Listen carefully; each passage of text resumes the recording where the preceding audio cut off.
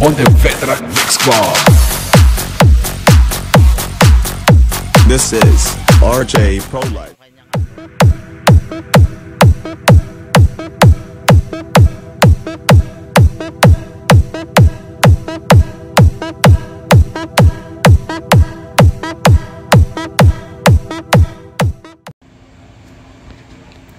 Yon, welcome back again to my channel. Kayo nanonood niyo sa tambayan ni Jong Tech TV, Katambay TV. Ayun, dito pa rin tayo sa Harman Kardon, model AB240. Ang issue niya is ayaw gumana yung kanyang blower, yung kanyang fan blower. Ayan, ayan, kung natin, lagyan natin ito. Ayaw gumana yung kanyang blower, So, ayan ang gagawin natin, susolusyonan mga katambay. Samahan niyo ako sa video ito mga katambay at ating ipapakita yung kanyang bypass mode ng kanyang blower para continuous yung kanyang blower para safe. Kasi yung mga ganitong Harman Kardon 110 volt siya, malalakas talaga siyang mag-init. Nakadesign siya sa malalamig na bansa dito sa atin sa Pilipinas. Medyo mainit yung ating panahon dito madaling uminit itong mga ganitong klase ng design ng amplifier. Harman Kardon ABR240 model. Ayan, nagbabaga na siya, ayaw pang gumana yung blower. So ipapakita natin dito sa ating content ngayon kung paano natin ginawa. Nagka-error kasi yun ayun yung kanyang sakit ng blower papunta rito.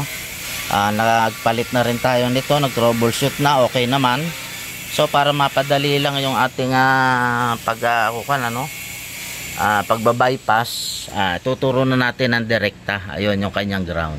Mag-ground tayo ng isa, yung itim dito sa chassis.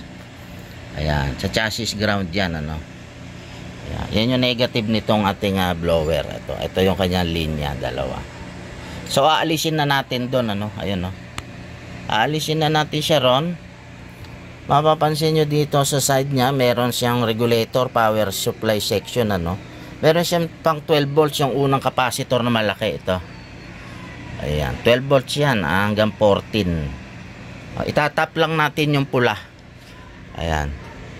Tatap natin yung pula. Gumamit lang tayo ng black wire. Dinugtong natin dito sa pula ito. Ayan yung kanyang tap sa positive. Okay, kita ba? Ayun, sa paanong capacitor na yan. Ito.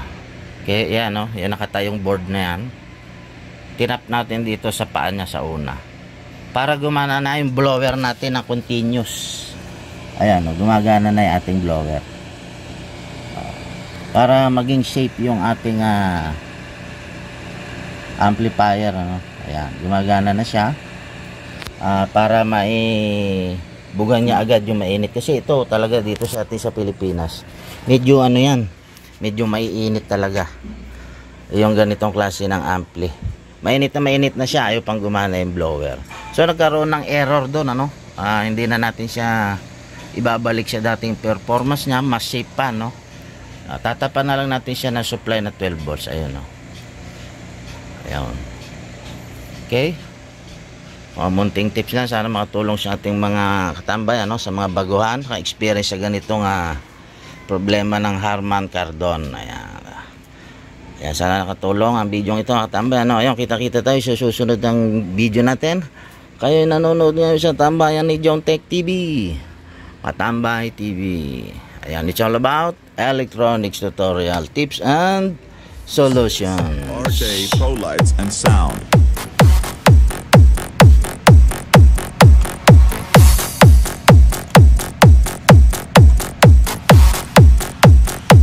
On the Veteran Mix Club. This is